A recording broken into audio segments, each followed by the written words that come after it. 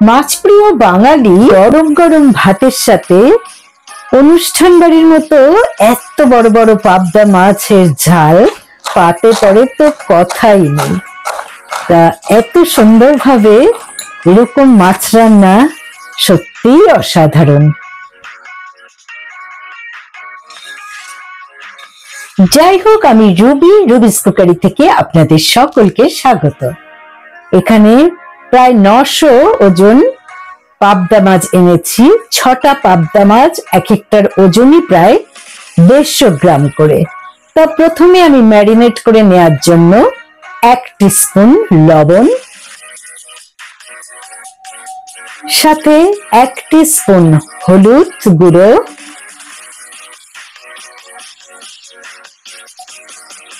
ভালো করে মেখে নিচ্ছি। দুটো পিঠেই ভালো করে মেখে নিতে হবে। আবারও একটু হলুদ ছড়িয়ে নিলাম এবং সাথে 1/2 টিস্পুন লাল লঙ্কার গুঁড়ো আমি মিশিয়ে নিলাম। এটা অপশনাল। তা এখানে একটু কাঁচা তেল মিশিয়ে নিতে হবে, যদিও আজকে আমি মেশাইনি। আমি এবার একটা মশলা বানিয়ে নেব। আমি এখানে 1 টিস্পুন সাদা সর্ষে আর 1/2 টিস্পুন কালো সর্ষে, সামান্য পরিমাণ লবণ আর 2টো কাঁচা লঙ্কা দিয়ে, আর পোস্ত 2 টেবিল স্পুন দিয়ে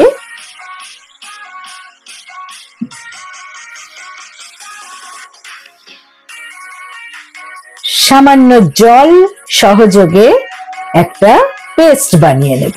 দিলাম কাশ্মীরি লঙ্কার গুঁড়ো 1.5 টিস্পুন। তা আমার মশলা বানানো হয়ে গেছে। এবার চলুন রান্নাটা করব। তার আগে টক দই আমি প্রায় 1/2 কাপের মতো ভালো করে ফেটিয়ে নিচ্ছি।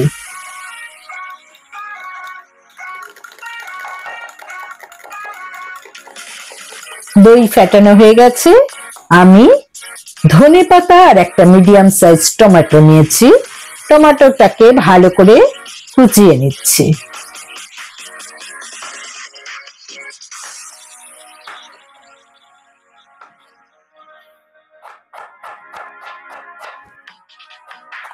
টমেটো কোচানো হয়ে গেল, একটা বাটিতে তুলে নিলাম। এবার ধনেপাতা কুচিয়ে নেব। তা ধনেপাতার এই গোড়াটা ফেলে দিচ্ছি, এখানে অনেক নোংরা থাকে, যদিও ধুয়ে নিয়েছি। যাই হোক, আমি এবার ধনেপাতাটা কুচিয়ে নিচ্ছি। ধনেপাতাও কোচানো হয়ে গেল, আমি একটা বাটিতে তুলে নিলাম।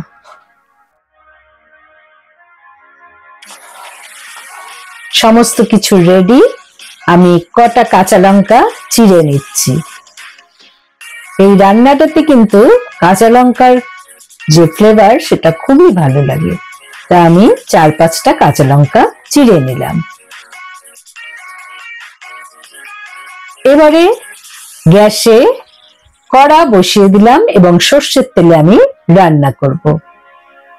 প্রায় গলা কাপ আমি এখানে সর্ষের তেল ঢেলে দিলাম, কারণ আমার অনেকগুলো মাছ এই তেলে ভাজতে হবে। 6টা বড় বড় মাছ, আমি জানি না এই কড়াতে আটবে কিনা। 2 হাতের সাহায্যে আমি কিন্তু একটা একটা করে মাছ ছেড়ে দিচ্ছি, এবং মাছগুলোতে আমি তেল মেশাইনি বলে কিন্তু, আর মাছের ভেতরে বেশ ভালো রকম ডিম আছে, তার জন্য মাছগুলো কিন্তু ভালোই ফুটে উঠছে। সাবধানে আমাকে মাছগুলো ভেজে নিতে হচ্ছে। দুটো সাইডই এরকম ভালো করে ভেজে নিতে হবে।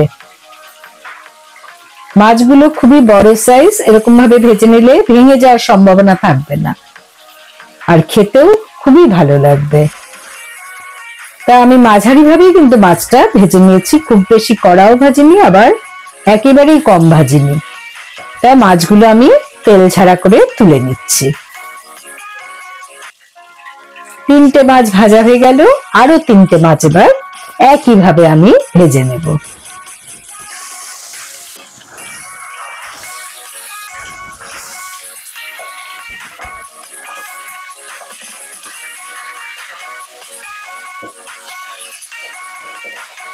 একটু সময় ধরে মাছগুলোকে ভাজতে হবে উল্টে পাল্টে। তা আমি এই সেকেন্ড ব্যাচের মাছগুলোকেও ভালো করে ভেজে নিলাম।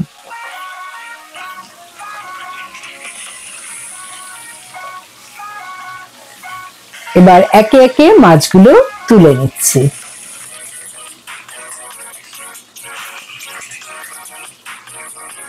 আমার 6টা মাছই ভাজা হয়ে গেছে। আমি এবার বাদ বাকি তেলে আরো 1 টেবিল স্পুন তেল অ্যাড করে তাতে 2টো কাঁচা লঙ্কা আর 1 টিস্পুন কালো জিরে দিয়ে কোচানো টমেটো অ্যাড করে দিলাম। টমেটোটা যখন একটু ভাজা হয়ে যাবে তখন আমি বানিয়ে রাখা সর্ষে পোস্তর যে পেস্ট সেটা অ্যাড করে দিলাম। একটু জল দিয়ে ধুয়ে আমি প্রায় 2 টেবিল স্পুন জলও এতে অ্যাড করে দিলাম। কন্টেনারের গায়ে অনেকটাই মশলা লেগেছিল, তাই কন্টেনারের মধ্যে জলটা নিয়ে আমি এখানে ঢেলে দিয়েছি। সবকিছু ভালো করে নেড়ে নিচ্ছি। এবারে 1 টিস্পুন আমি এখানে লবণ অ্যাড করেছি এবং এখানে 2 টেবিল স্পুন আমি ফ্যাটানো দই দিয়ে দিলাম। ভালো করে এখানে নাড়তে হবে যতক্ষণ না তেলটা মশলা থেকে ছেড়ে বেরিয়ে আসবে। তো আমার তেলটা ছেড়ে বেরিয়ে এসেছে। আমি এবার জল অ্যাড করব। এখানে 2 কাপ জল আমি দিয়ে দিলাম, কারণ আমি মাছটা একেবারেই গা মাখা করব। এখানে 4টে চিড়ে রাখা কাঁচা লঙ্কা অ্যাড করে দিয়েছি।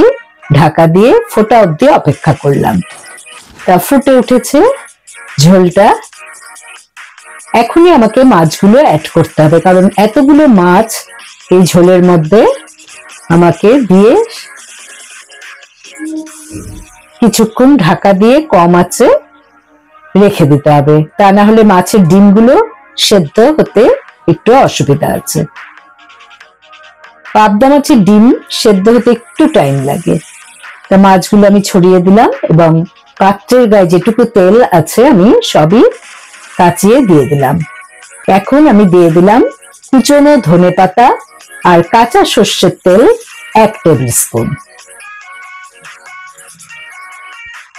আমার রান্না কমপ্লিট। এই আমি এবার একটা পাত্রে তুলে নেব। প্রথমে মাছগুলোকে আলতোভাবে তুলে নিচ্ছি। আমার একটা মাছও কিন্তু ভেঙে যায়নি। তা বন্ধুরা, এইভাবে পাবদা মাছ রান্না করে দেখুন কেমন লাগে। ঠিক যেন অনুষ্ঠান বাড়ির মতো পাবদা মাছ। এর টেস্ট অসাধারণ। গরম ভাতের সাথে অবশ্যই আপনারা খেয়ে দেখুন এবং ভালো লাগলে আমার চ্যানেলে অবশ্যই লাইক করুন, কমেন্ট করুন, শেয়ার করুন। নতুন বন্ধুদের সাবস্ক্রাইব করার অনুরোধ রইল। পাশের বেল বোতামে অবশ্যই ক্লিক করতে ভুলবেন না, তাতে যখনই আমি কোনো নতুন রান্নার রেসিপি শেয়ার করব তার নোটিফিকেশন সহজেই আপনাদের কাছে পৌঁছে যাবে। ভালো থাকুন, সুস্থ থাকুন। পরের এপিসোডে আবার নতুন রান্নার রেসিপি নিয়ে হাজির হচ্ছে আমি রুবি। Thanks for watching.